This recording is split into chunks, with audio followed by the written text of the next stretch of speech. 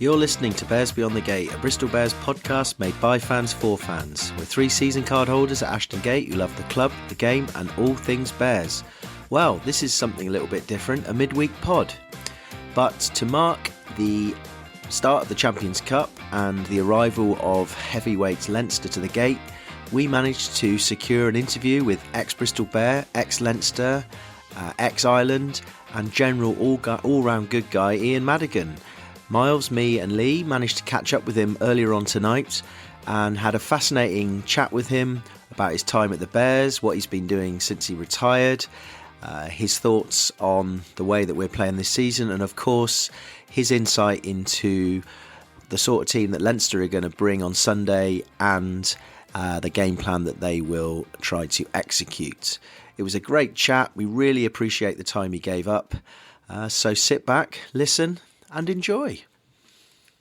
Okay, so I'm really excited to invite and welcome, I should say, former Bristol player Ian Madigan to Bears Beyond the Gate. So Mads, really appreciate you coming on and thanks for coming to talk to us. Are you well? Yeah, delighted to be on, guys. Great to meet you in person, Pete, Miles and Lee. Delighted to come on. I absolutely love my 3 years playing for Bristol, and at the midpoint we turned into the Bears. But yeah, fond memories from my time there. Still follow the club really closely and friends with lots of the players still. So yeah, delighted to come on and share my thoughts ahead of the game this weekend. Oh, brilliant. Well, no, we really appreciate it. And I mean, that is one of the reasons why we got in contact with you as a former Leinster player. We were going to ask you for some of your insight for the game on Sunday. But I just thought actually for our listeners, because there'll be a lot of fans out there that will remember you fondly. Obviously, you left us, I think it was 2020. You left the Bears and obviously you had a little bit of you extended your career at Ulster for a little bit and then retired in 2023. So I was wondering if you could just give us a quick kind of whistle-stop tour of your life since you left Bristol, what it was like playing at Ulster and then why you decided to retire and what you're doing now. Yeah, so I had 3 years with Ulster. We nearly got over the line winning the league one of the years, just fell short in the semi-final, and good first season after having left the Bears. Played I think about 20 times, and then the 2 seasons after that played between 5 and 10 times each of those seasons, and the younger guys were beginning to pass me out at a rapid rate, and the body was creaking a bit. So yeah, I felt it was the right time for me to call it, and I turned professional pretty young, so I'd had a good 13, 14 years at it at that stage and played a lot of games. So ready for the next stage of life. So now I'm working I work on the TV with Premier Sports, who cover, and Virgin, who cover large parts of it in Ireland, whether it's the URC or Champions Cup or some of the internationals with Virgin. And then my day job is with Data Ships, where I head up a sales team there. We do marketing compliance for e-commerce stores where we sit at the checkout. And yeah, from a family point of view, my wife Anna, who was with me in Bristol, we're expecting our first baby in the next month. So exciting times on that front. Well, congratulations! Oh, great! Cheers, guys. Thank you. We've all got we've got 2 daughters each because that's how we know each other through our kids. So no way. They're all about kind of 15, so we know what you've got coming. But do you know what you know what you're having? No, we've left it a surprise. So yeah, we'll find out soon. Yeah, well, good luck with it all. Anyway, let's move on. Let's talk rugby. So I thought we'd actually then go back to the present, and obviously we've got this massive game coming on Sunday. Bears in the Champions Cup, but I've drawn Leinster at home. I mean, obviously you as a former Leinster player, have some real, and a pundit, as you said, we'll have some real insight. Obviously we are rugby fans as well as Bears fans, so it's a slight trepidation that we're looking forward to Leinster coming. But I'm just interested in your thoughts. The autumn internationals are now finished. Players are back with their clubs. What should us fans expect on Sunday in terms of the sort of team Leinster might put out and the sort of game plan they might execute? Yeah, well, I think first off, as Bristol fans, and I think all 4 of us are still Bristol fans. I certainly am anyway. So this is what you want. You want the best teams coming to Ashton Gate. You want to be, coming and watching DuPont and Toulouse and Caelan Doris from Leinster and Jack Crowley from Munster. Like that's what's going to draw a big number. And you want to compare yourself to the best. And for the Irish teams, I'll tell you what, it is always a step up from the URC to Europe. Whereas when I played in France, when it was a top 14 week versus a European week, you wouldn't necessarily notice a massive change from week to week because they want to win the top 14 as bad as they want to win Europe quite often. It does vary slightly from club to club. Ronan O'Gara is certainly changing that mindset in La Rochelle. But if you offered a Leinster player, would you like a URC championship or would you like to win the European Champions Cup? They would take the European Champions Cup every day of the week. Pat certainly changed that focus in the Bears, and I was there. He put a good focus on Europe, albeit look, we were competing in the Challenge Cup, but he certainly put a big focus in my last year there, and he made it clear I really want to win this competition. And full credit to Bristol, we did, and I was part of that before we got broken up by COVID. But it was great to see the team winning that. And like you think of the progression that Bristol have had over the last few years. Like when I was there, we were obviously in the championship in my first year. I remember Leinster A coming over and playing the Bristol first team. Now I didn't play in that game. I think I was injured at the time. And I think Leinster A won the game, and they had a good side, but lots of young players.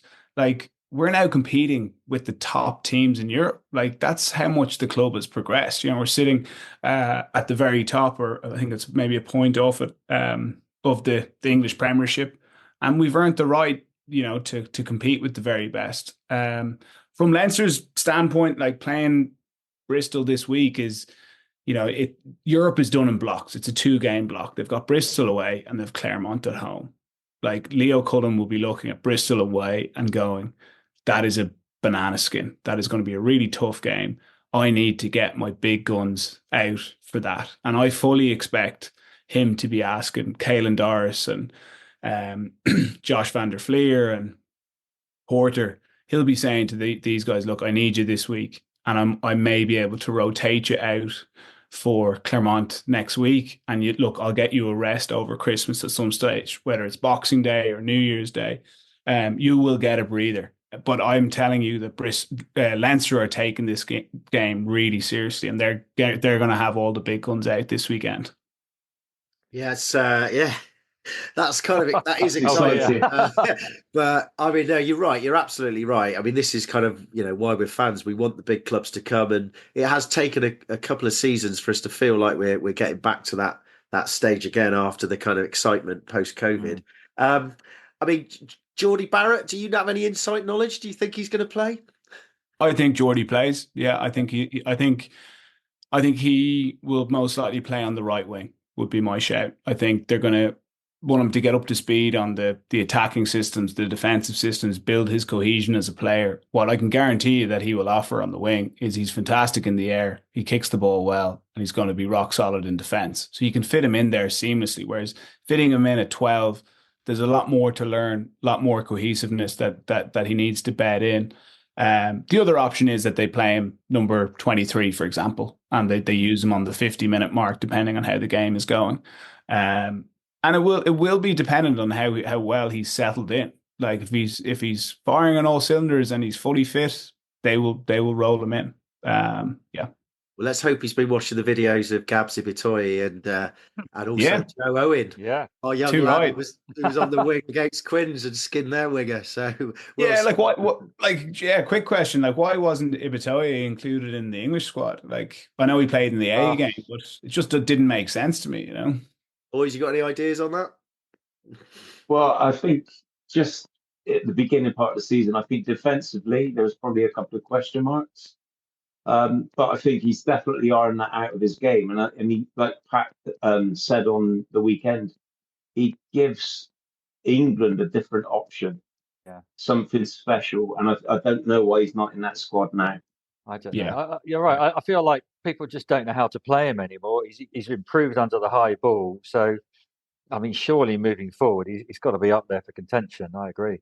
The trouble is, for Bears, his remit for Bears is he's the Lone Ranger. He's the free man. So he's so hard to defend against, but he won't get that in an England shirt, and that's the problem. Yeah, no, and that's fair. But yeah, I'd love to see him playing for England. Absolutely. You know, himself and Maboso would be a good combo. Just going back to your comment that you obviously are doing some work for Premier Sports as well. I mean, are you coming to the game on Sunday as a pundit, or is that still under wraps? Yeah, no, I was supposed to be doing the commentary, which I was really looking forward to, but as it transpires with Anna, it's too close. I would have had to fly out, I think, on a Saturday evening and fly back on a Monday. So we had to make the executive decision, which was a tough one, not to do it. So I think that it could be imminent. So, but yeah, look, I'll be there. I'll be there for the return fixture, and I'll make sure to do Bristol justice when I'm on the comms there. I was going to say you might be there for the final, when we get there. But anyway, that too.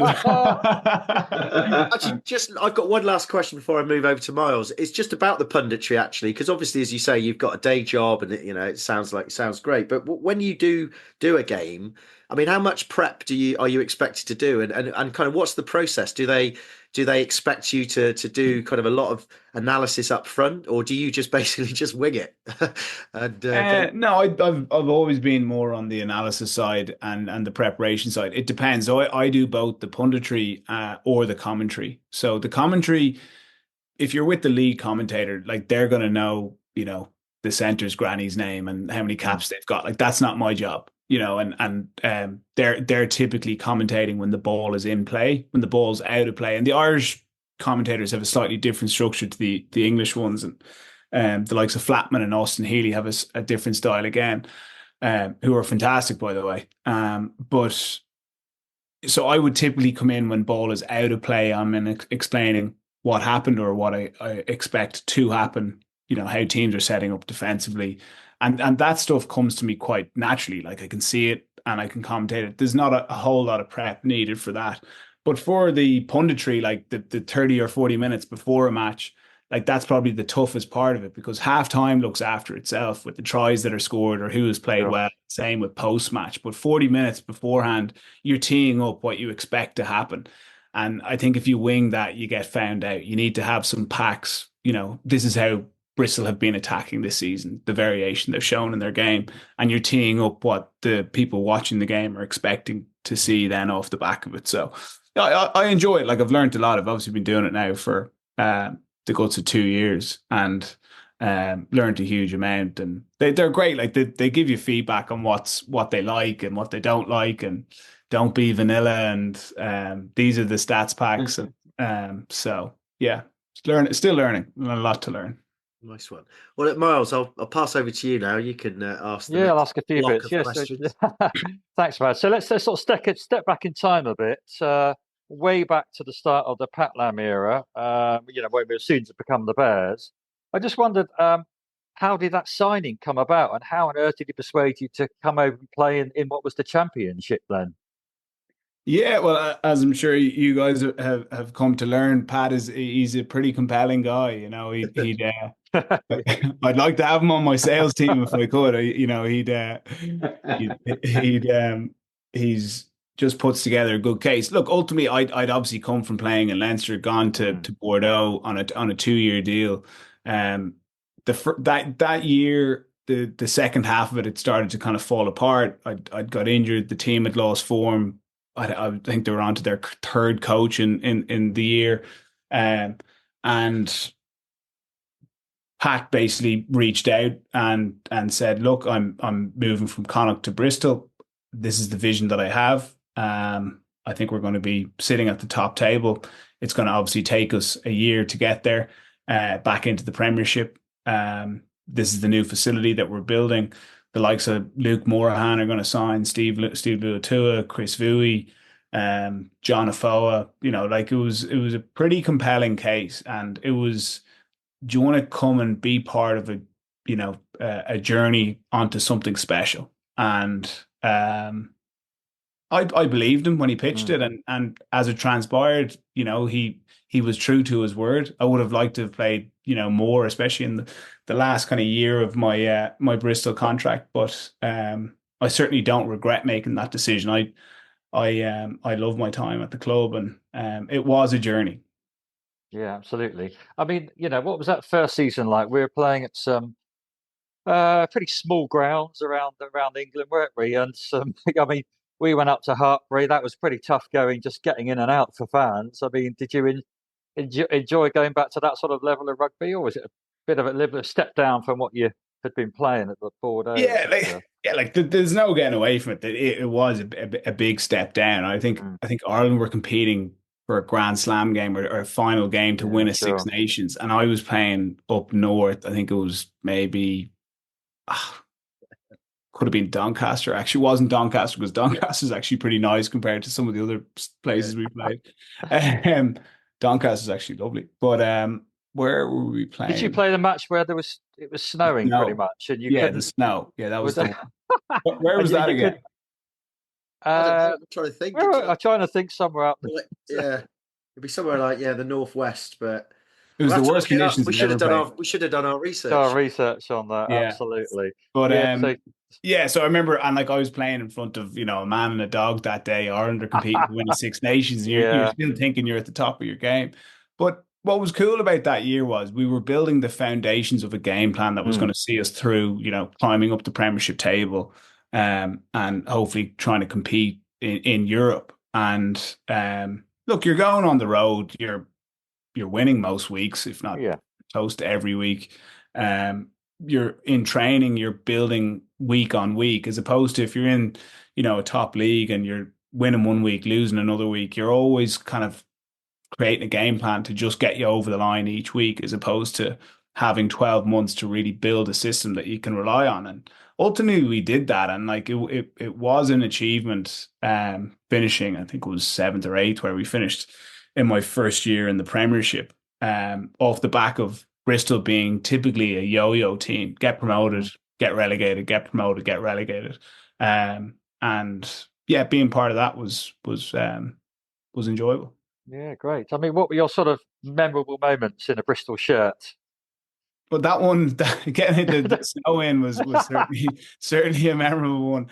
That year in the championship, while we had some real superstars, there was other really good teams, and it wasn't a formality that we get promoted.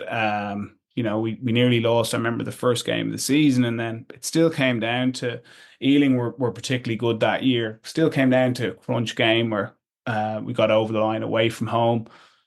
I remember even just getting into the last 20 minutes of the game, we were within a score with lots of teams. We scraped through some of those games, and they were fond memories. And then getting into the Premiership, I remember earlier on in that Premiership season coming up against the likes of Quins at home, Leicester at home.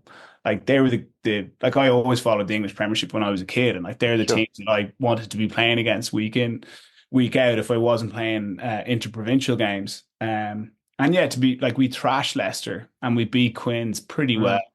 And yeah, we hit a bit of a mid-season slump, but that was to be expected. It was a big step up physically and mentally for the entire squad, and I certainly wore a bit of that myself. And then in the latter years, kicking winners against Sarries was pretty special, and Saints, I think I got one as well. So when you get on the end of them, you need a lot to go your way and a bit of luck as well. But you never forget those moments, and yeah. Sure. And moving on, but maybe linked to that kicking. I mean, when you kick off the tee, we always joked that it was good, and you would immediately turn away and start running back. So we actually assumed that the kick was good and you'd won the ball. I mean, was that something you developed, or did it ever go wrong? As much as if it was a gust of wind that blew it sideways at all? I think with goal kicking, it's largely down to how much time you put into it, especially in the early part of your career. But there does come a point where you go, you know what, I think I figured this out, and that moment definitely did hit for me. Probably during I didn't have it in Bordeaux. I was a good goal kicker, but it wasn't I didn't have to see where the ball was going. There was times when I was playing for Bristol, and I just had total confidence in what I was doing off the tee. And Yeah, it was a nice feeling, and the way we played as well. The goal kicking was important because we certainly weren't scoring tries the way Well, Bristol. there's some close games where you saved our bacon on many occasion. I think most Yeah. fans will remember. So Absolutely. yeah, I sorry. The other thing I should have said, like another thing I got massive satisfaction out of through my time in Bristol was like mentoring some of the younger players, like Sure. the likes of Johan Lloyd, in particular Callum Sheedy, and going on to see him become an international. The likes of Matt Prothero, at times, Harry Randall, the success he's had with England, Mm. Andy Wren going over to Treviso. Like there was a lot of guys who were actually, they were nearly probably the guts of 10 years younger than me, and I'd had some good experiences leading into that and was certainly able to help them out. And yeah, still in contact with a lot of those guys.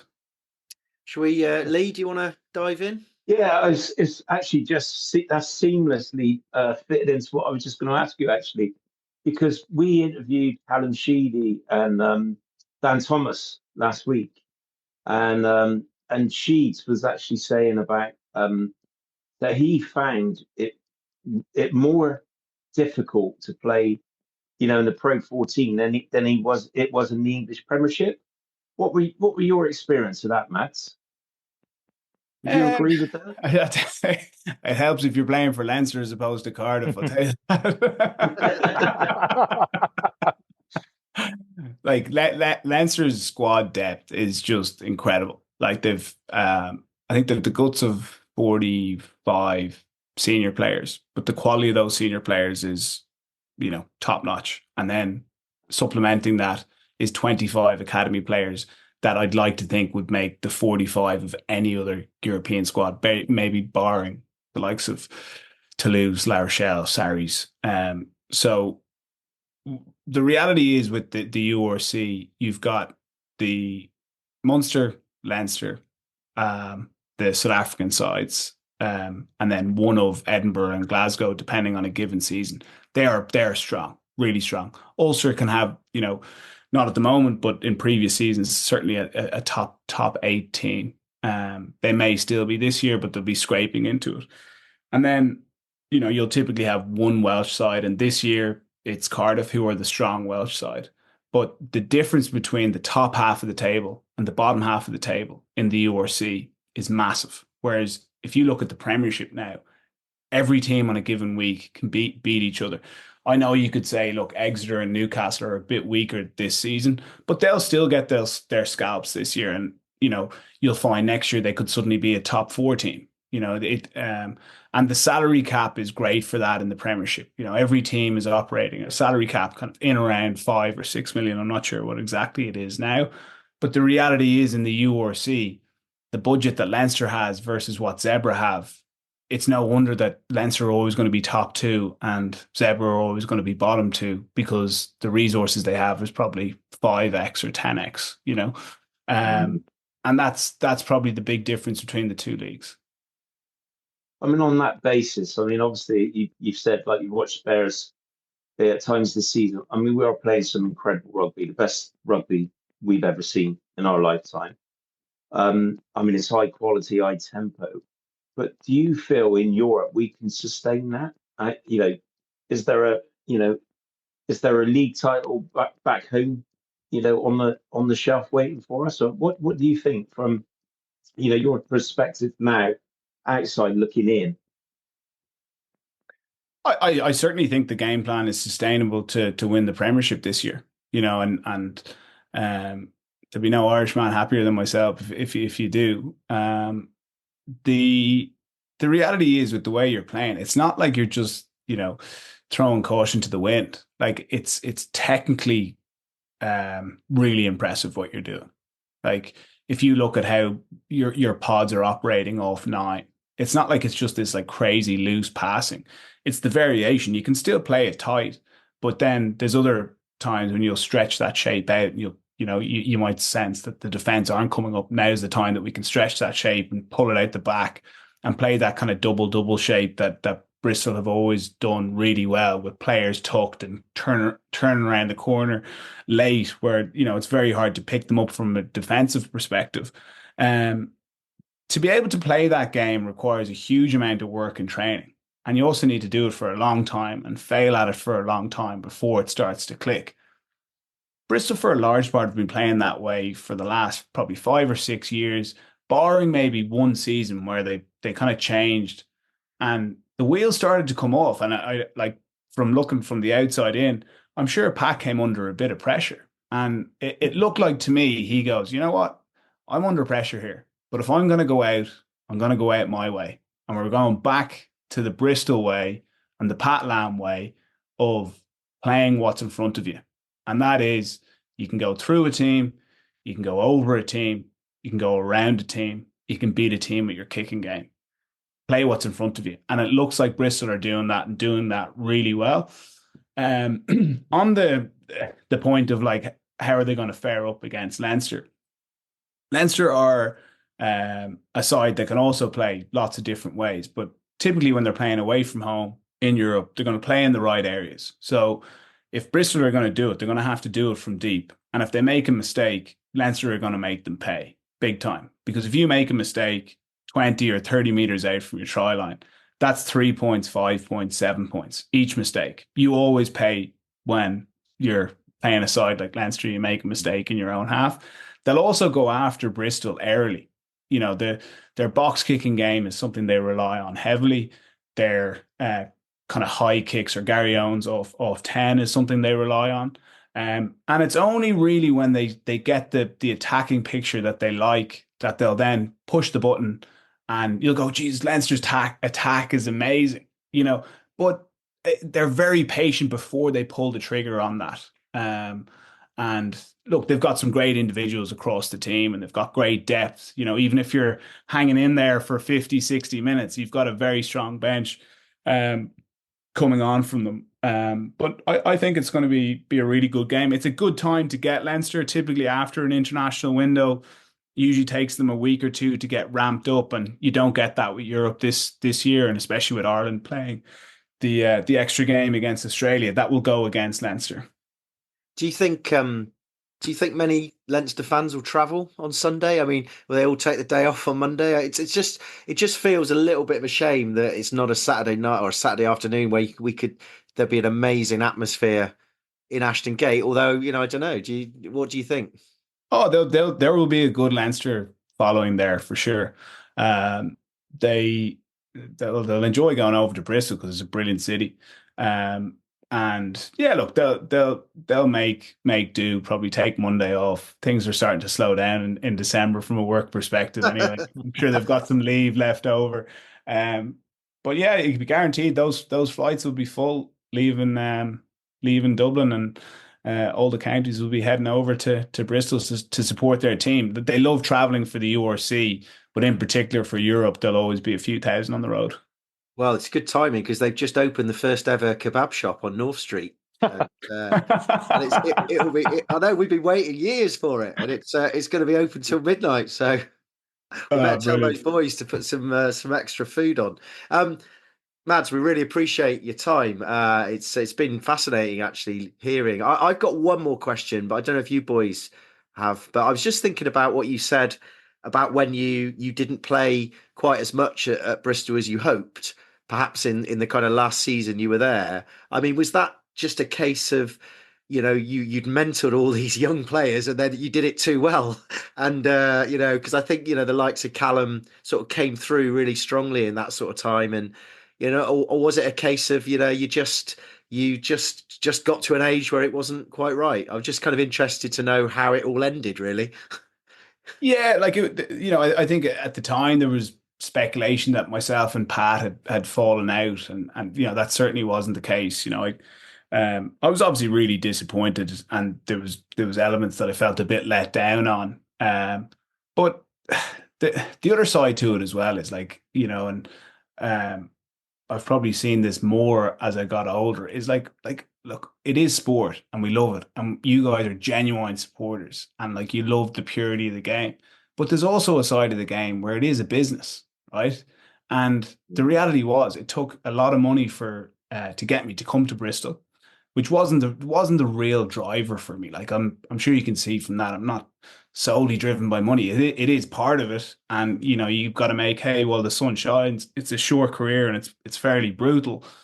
But from for the salary that I was on and how I was performing, I didn't condone that salary, and there was probably conversations going on in the background of could we get this guy out a season early and free up more money in the salary cap, because that's what you're competing against in the Premiership.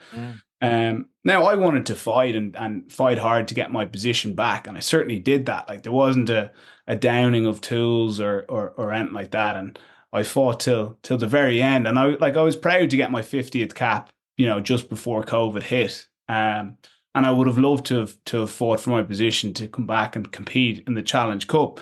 But full credit to Callum Sheedy, he was playing brilliant, and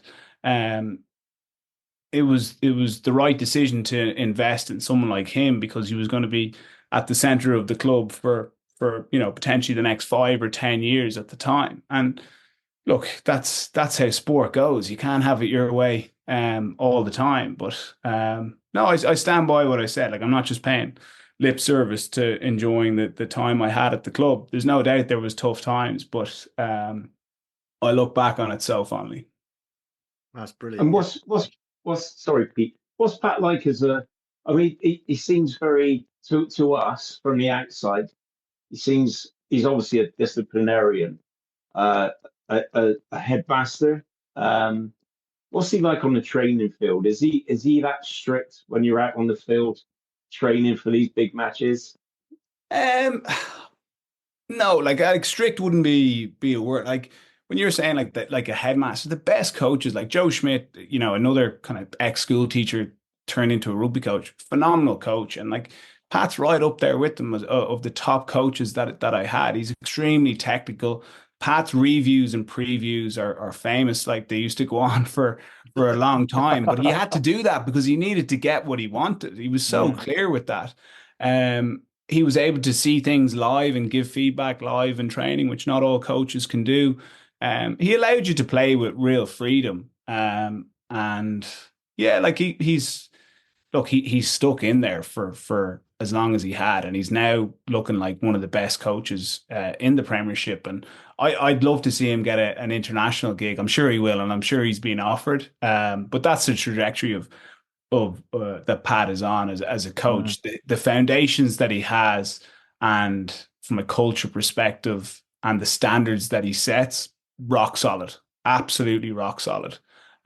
Look, do you have your arguments with the head coach, just like you have arguments with your partner or your boss? But that's healthy, and if you're not challenging each other, it's probably a bit of a false relationship. And no, like I remember even when Anna and myself were leaving Bristol, like he called over to the house and gave us a nice painting of the bridge, and it was very, very amicable at the end, even though like he knew that I was probably disappointed with how it had played out.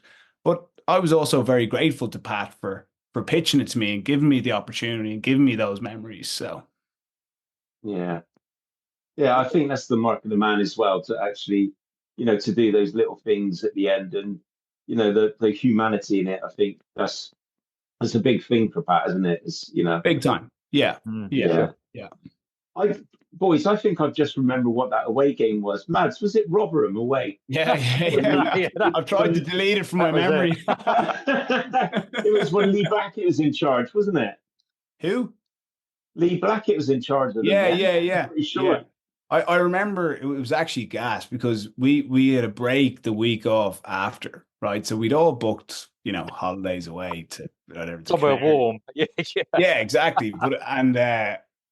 So like the game started. It probably should never have started, but like the snowstorm was ridiculous. Like you couldn't make out the lines on the pitch. At one stage, I'm not joking. One stage they had a 5-meter line out, and they drove it over our try line and continued driving over the dead ball line. I was like, if that's not going to get the game called off, I don't know what will. But we Jordan Crane as the captain, and he managed to convince the ref to keep it going, right? So then we make it to half time. There was guys like hypothermic in the changing rooms, and they were going out with the sweeping brush trying to find the lines for the pitch. And the referee and Pat, to a point, actually wanted the game off because it was clear as day we weren't going to get a bonus point win because he could barely handle the ball, and we were chasing Ealing at this stage. Pat was thinking, look, we'll come back and do this again next week, and we'll get the 5 points. Jordan, I think, had planned to go to somewhere a bit fancier than the Canaries, and he was like, absolutely not. And he slammed the door. He's like, we're going out for the second half. And, it was legendary. I'll never forget it. It was it was crazy. We went down. I think we won by a handful of points. Went down to the wire, and we got our holidays. Brilliant memories. I think that's a great story to finish off on, boys. Unless you got anything else, that was brilliant. Pete, I just wanted to quickly ask Mads, he was the best player you ever played with. Oh, Charles was off the charts. Like, I remember things weren't going amazing for us in Bristol for a while, and I just said, look, let's just not complicate things here. The more we can get the ball in Charles's hands, the chances of us winning goes up significantly. So if you can get it to him, just give it to him. And that served us pretty well for a few weeks. It did. We elevated to a level of Sir Charles very quickly after he joined the club. Phenomenal skills. Although I would say that there would be he would never have played that game at Rotherham, would he? And he never. He was always mysteriously injured whenever it was Newcastle away. I always didn't like a plastic pitch. Didn't like a plastic pitch. No. But no, he was off the charts. Yeah, he was. And himself, Stephen Luatua, Luke Morahan, Vui, like there was some real quality there. Like John was very good as well. Obviously, Foa. There was some of the best players I ever played with were at Bristol, and when we were firing on all cylinders, like we were unstoppable. It was class. Yeah, it's good times. Good, you've reminded us of a few things as well. Yeah, there we go. The hairs are standing up my neck again. Well, Ian, we really, really appreciate your time. And now that we realise you've got a baby on the way as well, I appreciate it even more. Absolutely. No, look, great to come on, and look, I'll be rooting for you guys at the weekend. I think it's going to be a cracker, and I hope it is. Thanks for the tiny insight in which we might get under Leinster's skin. We'll pass it on to Pat for the weekend. And we'll if we see some, it'll be the first time he follows my advice if he does go with it. We'll have a few Guinnesses with the travelling fans who've come over all that way over the weekend. It'll be a good cracker, I think. Yeah, no, look, they're good people, and I'm sure you guys will look after them. Absolutely. Brilliant. Thanks so much. Cheers, guys.